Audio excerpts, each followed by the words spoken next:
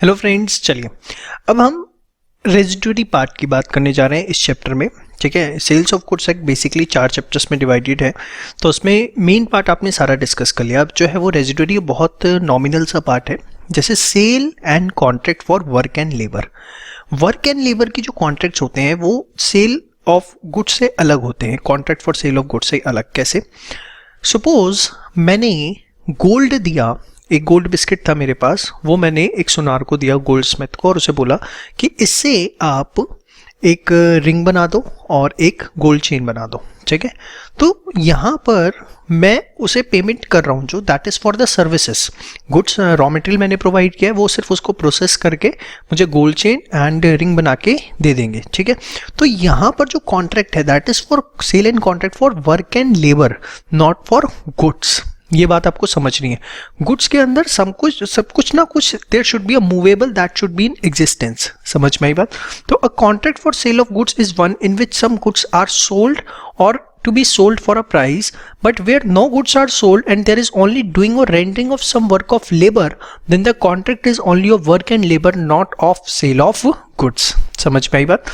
जहां पे कॉन्ट्रैक्ट जो है वो सिर्फ वर्क एंड लेबर का है, तो it is contract of work and labour, not of sale of goods.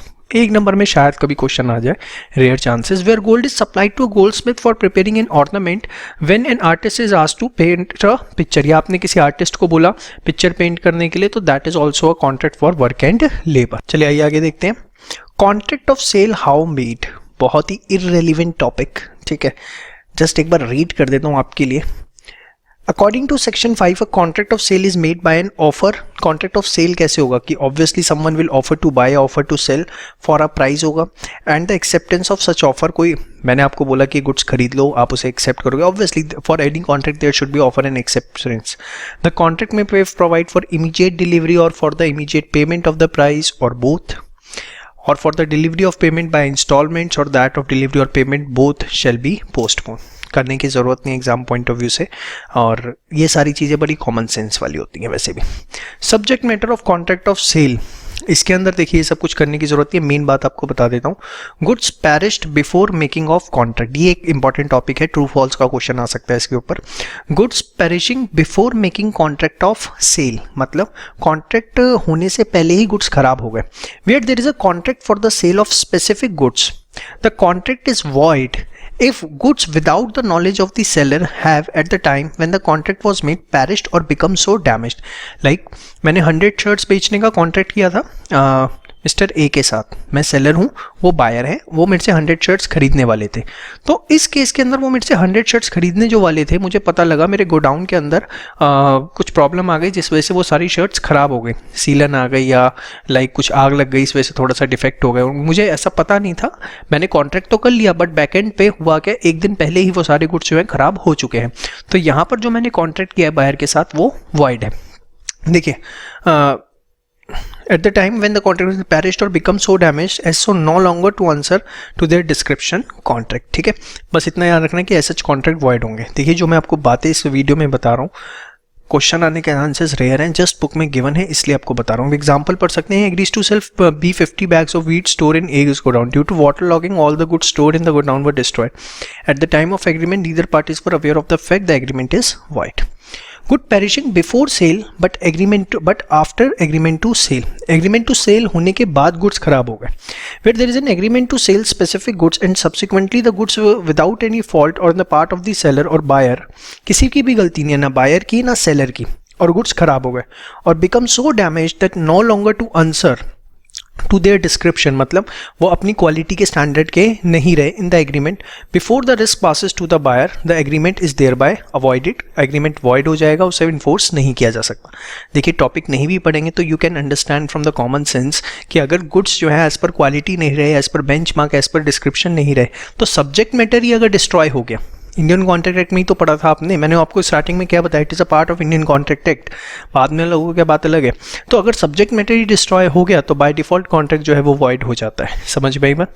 उसके बाद असर्टेनमेंट ऑफ प्राइस, कैसे प्राइस डिसाइड हो सकता है, तो इसमें 3 चीज़ें हो सकती हैं, या तो कॉन्ट्रैक्ट में ही होगा या कोई तरीका बताया जाएगा कि उस तरीके से हम कॉन्ट्रैक्ट का प्राइस डिसाइड करेंगे, या determine in the course of dealing between the parties. 3 तरीके हो सकते हैं कॉन्ट्रैक्ट प्राइस डिसाइड करने के।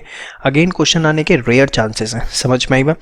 देखिए अब इसमें क्या होता है कि कई बार होता है agreement to sell at valuation. कई बार आप थर्ड पार्टी को बीच में लाते हैं कि हमारे बीच में जो एग्रीमेंट टू सेल होगा उसका जो मतलब 3 महीने बाद अगर मैंने आपको गुड्स सप्लाई करने हैं तो उसके जो प्राइजेस हैं वो कोई थर्ड पार्टी डिसाइड करेगी। कौन डिसाइड करेगा? कोई थर्ड पार्टी। सो अगर थर्ड पार्टी डिसाइड करेगी, हमने एग्रीमेंट किया कि सपोज ए और बी के बीच में एग्रीमेंट हुआ, A will supply the goods to B, after 3 months B will pay the amount, whatever it will be decided by the C. और लेटर ऑन सपोज सी जो है वो प्राइस पे decide करने से मना कर देता है कि मैं प्राइस नहीं डिसाइड करूंगा, देन व्हाट विल हैपन? तो यहाँ पर लॉ ये कहता है कि इन दैट केस अगर सी प्राइस डिसाइड नहीं कर सकता तो then such agreement will be void. वो एग्रीमेंट जो है वो क्या होगा? वॉइड होगा। लेकिन सपोज गुड्स की डिलीवरी ए ने बी को दे दी, सी ने अभी प्राइस डिसाइड नहीं किया, उसने मना कर दिया, बट गुड्स की डिलीवरी बी के पास जा चुकी है, तो इन दैट केस उस केस में या तो बी रिजनेबल प्राइस पे करे या फिर गुड्स को रिटर्न करे। बट एज सच अगर गुड्स की डिलीवरी नहीं हुई है, अभी ए और बी के बीच में एग्रीमेंट टू सेल है, प्राइस अभी सी ने डिसाइड करना है, सी ने डिसाइड नहीं कर पा रहा या नहीं कर सकता, तो then such agreement will be void. तो देखिए जरा यहाँ पे एक एग्जांपल है, ये एनालिसिस आप एक बार पढ़ लीजिएगा। उसके बाद B is having 2 bikes, he agrees to sell both the bikes to S at a price fixed by Q. He gives delivery of 1 bike immediately to Q, refuse immediately, उसने एक बाइक की delivery दे भी दी, Q refuses to fix the price. As such P ask S to return the bike already delivered while S claims for the delivery of second bike to. In the given instance, मतलब P तो अपनी जो एक bike जा चुकी है उसको वापस मांग रहा है और एस कह रहा है कि मुझे सेकंड बाइक दे। In this instance buyer S shall pay the reasonable price to P for bike already taken. A regards to the second bike the contract can be avoided, but अगर second bike की बात करें तो वहां पे contract avoid हो सकता है। तो ऑलरेडी जो चला गया उसके लिए रिजनेबल प्राइस, ठीक है, अदरवाइज जो नहीं गया उसके लिए कॉन्ट्रैक्ट वॉइड होगा। समझ में आ गया आपको? आप एक बार पढ़ लीजिए यहाँ पर।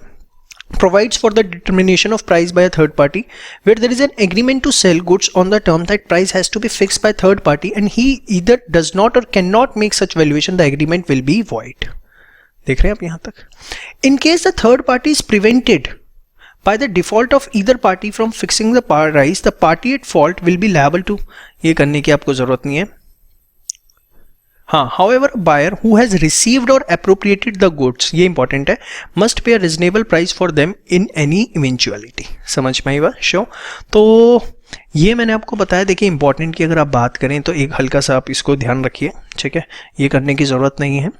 इसमें पेरिशिंग वाला गुड्स डिस्ट्रॉय हो गए, ये दोनों पॉइंट्स 3 हो गए। इसके बाद चौथा ये और 5वां अगर थर्ड पार्टी वैल्यूएशन है, ठीक है।